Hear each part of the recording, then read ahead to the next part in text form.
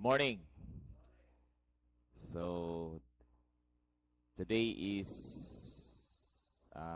Tuesday after the uh, first Sunday in ordinary time. So ang atong ibanghilyo sige na to ni mabati diya sa ibanghilyo sa Marcos 1:21 ngadto sa 28. So makita nato si Jesus ng ibanghilyo nga nagtudlo uban sa dakong otoridad. Dili sama sa mga iskriba nga ilang nakumpara ang pagtudlo ni Kristo sa mga iskriba. Ang iyang pulong dili lang naghatag og igong kahibalo, kung dili gahom nga makausab sa kinabuhi sa usag-usa. Tungod niini, bisan ang mga daotang espiritu mutuman sa iyang mando kanila. So tungod sa otoridad nga iyang nasa iyang otoridad. Kini nagpahinumdom kanato nga ang presensya ni Jesus nagdala og kahayag nga mopapahawa sa kangitngit. So, kining kangitngit nagpasabot kini sa nagkalenlain nga mga klase.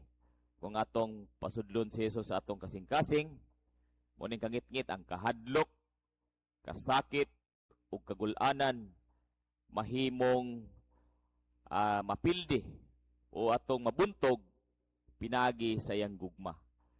So wag gid laing daganan kung ang kalibutan gani mo atong kontra. Wag itay raon kung atong kagalingon ang atong saligan, kung dili diha ra gyud sa gugma sa Dios sa iyang pagkamatarong o sa iyang gahom pinaginini. So manghinaot ta nga mutuo kita sa otoridad ni Jesus sa atong kinabuhi. So muning atong angay gidhuptan sa atong kinabuhi ug tugutan siya nga maghari sa atong kasing-kasing, dili ang atong kaugalingon na maghari, kundi dili siya gid atong paharion. Dili ta maghimo sa atong kaugalingon nga plano, dili ta maghimo sa atong kaugalingon nga pamaagi sa pagbuntog sa kalibutan.